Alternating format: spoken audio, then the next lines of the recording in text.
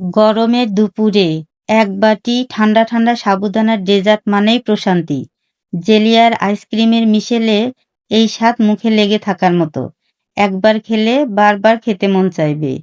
যারা মিষ্টি ডেজার্ট পছন্দ করেন তাদের জন্য আজকের এই স্পেশাল আয়োজন। দেখে নিন ভিডিওটি। হ্যালো এভরিওয়ান, আসসালামু আলাইকুম। ওয়েলকাম জানাচ্ছি আমার নতুন আরও একটা রেসিপিতে। প্রথমেই আমি জেলি বানিয়ে নেব, সেজন্য দিয়ে দিয়েছি 1 কাপ পানি, সাথে আগার আগার পাউডার 1 চামচ আর 2 চামচ হচ্ছে চিনি, আর সাথে দিয়ে দিয়েছি সামান্য একটু লবণ। ব্যাস এতটুকু দিয়ে এই হ্যান্ড উইক্স দিয়ে অনবরত নেড়ে এই আগার আগার পাউডারটাকে মিশিয়ে নেব। এখনও কিন্তু আমি চুলার জান অন করিনি, একটু পরে অন করব যখন ভালোভাবে মিশিয়ে যাবে। তো এটা মিশিয়ে নেওয়ার পর এখন চুলাটা আমি অন করে দিয়েছি, আর এভাবে হ্যান্ড উইক্স দিয়ে অনবরত নেড়ে চেড়ে এটাকে জাল দিয়ে নিতে হবে যতক্ষণ না বলক চলে আসে। আর যখনই বলক চলে আসবে তখনই এখানে আপনাদের পছন্দ মতো ফুড কালার ব্যবহার করতে পারেন। তো এখানে আমি রেড ফুড কালার ব্যবহার করব, সেই জন্য হালকা একটু দিয়ে দিলাম রেড ফুড কালার। দিয়ে এখন এই প্যাচুলার দিয়ে সুন্দর করে মিশিয়ে নেব।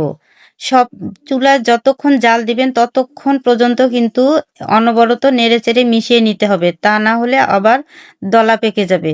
তো আমার কিন্তু হয়ে গেছে জেলিটা। যখন একটু ঘন ভাব হয়ে আসবে তখনই বুঝবেন জেলিটা একদমই পারফেক্টভাবে রেডি হয়ে গেছে। তো তারপরে একটা বাটিতে আমি সার্ভ করে নিলাম এভাবে, আর একটু বেঁচে ছিল সেটাকেও আমি একটা কাপ কেকের মোল্ডে ঢেলে নিলাম। এখন ওটাকে আমি রেস্টে রেখে দেব, কোনো ফ্রিজে রাখার কোনো প্রয়োজন নেই, নর্মাল তাপমাত্রায় কিন্তু জেলিটা সুন্দরভাবে হয়ে যাবে। আর এ পর্যায়ে এই যে আমি সাবুদানাটাকে সিদ্ধ করে নিচ্ছি। তো আমি কিন্তু 1/3 কাপের মতো সাবুদানা নিয়ে এটাকে সুন্দর করে সিদ্ধ করে নিলাম, আর এভাবে যখন হাফ সিদ্ধ হয়ে আসবে তখনই নামিয়ে নিতে হবে।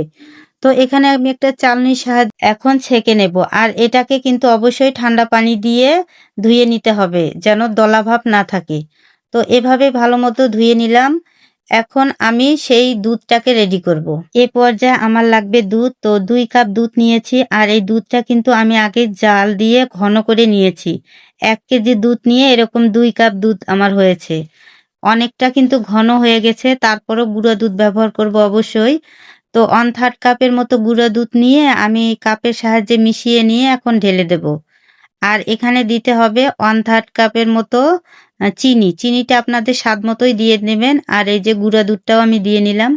এখন অনবরত জাল দিয়ে এটাকে মিশিয়ে নেব যতক্ষণ না একটু ঘন ঘন টেক্সচার হয়ে আসে।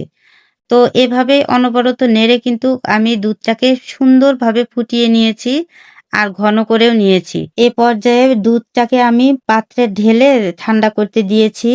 আর এখন কিন্তু আমার জেলিটা একদমই সম্পূর্ণভাবে রেডি হয়ে গেছে। দেখেন কত সুন্দর, মাশাআল্লাহ, আলহামদুলিল্লাহ, একদমই পারফেক্ট হয়েছিল জেলিটা।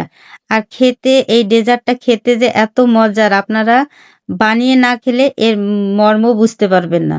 তো একবার হলেও ট্রাই করবেন। আমার রেসিপিগুলো যদি ভালো লাগে অবশ্যই লাইক কমেন্ট করবেন।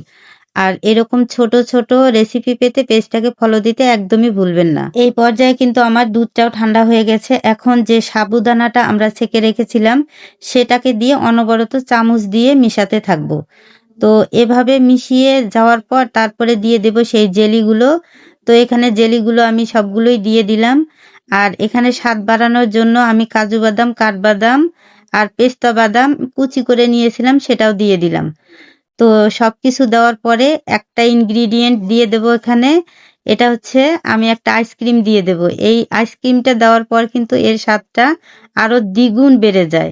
তো আপনারা অবশ্যই চেষ্টা করবেন আইসক্রিম দেওয়ার জন্য। আর এই ডেজার্টটা কিন্তু ঠান্ডা ঠান্ডা খেতে অনেক বেশি মজা লাগে। আপনারা কিন্তু অবশ্যই ফ্রিজে রেখে রেখে খাবেন।